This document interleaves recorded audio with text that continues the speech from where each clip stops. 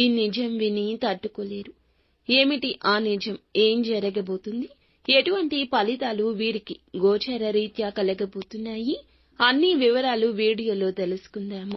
Video మీకు నచ్చితే ఒక చిన్న లైక్ అయితే చేసి మమ్మల్ని సపోర్ట్ చేయండి. ఇక ఆలస్యం లేకుండా వీడియోలోకి వచ్చేద్దాము. మధ్యాహ్నం 1:30 దాటాక చంద్రుడు అష్టమ స్థానంలోకి ప్రవేశించి రాహు కుజుల దృష్టి తాకుతుంది. మీ జీవితంలో ఇది గూఢ విషయాల బహిరంగంగా భావించబడుతుంది. ముఖ్యంగా మీ వ్యక్తిగత జీవితంలో నమ్మకంపై ఒక పెద్ద గాయం మోపబడుతుంది. మీరు ఆశించిన వారి నుంచి గట్టిగానే దెబ్బ తగలొచ్చు. మీరు నమ్మిన వ్యక్తి మీరు ఊహించని ప్రవర్తన చేస్తారు. దుర్గాభవాని జ్యోతిషాలయం మీ యొక్క ప్రతి సమస్యకి పరిష్కారం చెప్పబడును. అన్ని విషయాలు ఫోన్లో స్వయంగా చెప్పబడును. ప్రేమ, పెళ్లి, ఉద్యోగం, వ్యాపారంలో నష్టాలు, భార్యాభర్తల మధ్య గొడవలు, కోర్టు సమస్యలు, మనశ్శాంతి, ఆరోగ్య శాంతి, లక్ష్మీ శాంతి, గృహశాంతి, దిష్టి తీసిన నిమ్మకాయలు దాటడం, నరదిష్టి, నాగదోషం, ఆరోగ్య సమస్యలు, ఎటువంటి సమస్యలకైనా పరిష్కారం చూపబడును. మీ సకల సమస్యలకు పరిష్కారం చూపబడును. స్త్రీ పురుషులకు ఎటువంటి సమస్యలున్నా 100% పరిష్కార మార్గం చూపబడును. గురూజీ రామరాజు గారు. Phone number 9121191826. గడచిన కాలంలో వారిపై చాలా నమ్మకం పెట్టుకున్నారు. ఇప్పుడు పూర్తిగా భిన్నంగా మారిపోయి మిమ్మల్ని మోసం చేసినట్లు తెలిసే దుస్థితి దాపురిస్తుంది. ఇది కేవలం వ్యక్తిగతం కాదు, ఆర్థికంగా లేదా పరువు విషయంలో కావచ్చు. మీ దగ్గర వారే మీ యొక్క అభివృద్ధి అడ్డుకోవడానికి చేస్తున్న కుట్ర కావచ్చు. ఒక్కసారిగా చెవిన పడుతుంది. వారి మాటల్లో వక్రీభావం ఉంటుంది.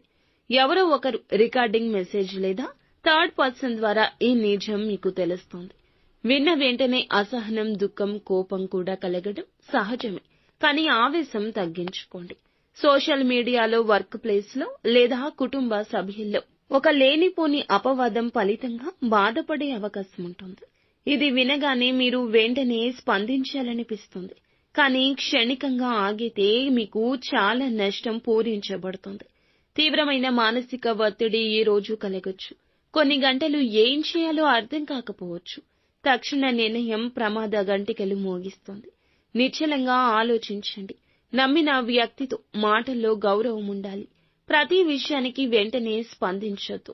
దెబ్బతిన్న వాటి నుంచి ఆ గుండెతో తీసుకునే నిర్ణయాలు సాధారణంగా పశ్చాత్తాపాన్ని కలగచేస్తాయి. మీ దగ్గర ఉన్న వివరాలు గోప్యంగా ఉంచండి. నిజం తెలుసుకున్నా కూడా వాటిని బయట పెట్టొద్దు.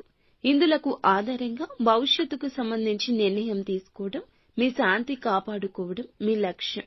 మీ మేధస్సును ఉపయోగించి ఆ వ్యక్తికి ఎలా దూరంగా ఉండాలో ప్రణాళిక చేసుకోండి. ఓం శ్రీ హనుమతే నమః ఈ యొక్క మంత్రాన్ని కష్టం కలిగిన ప్రతిసారి, బాధ కలిగిన ప్రతిసారి బాధాతప్త హృదయంతో 21 సార్లు జపించండి. ఖచ్చితంగా హనుమంతుని అనుగ్రహం కలుగుతుంది. మానసిక స్థైర్యం కలుగుతుంది.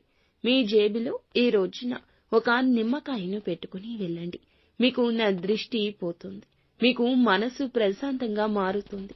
అంతా మంచి జరుగుతుంది.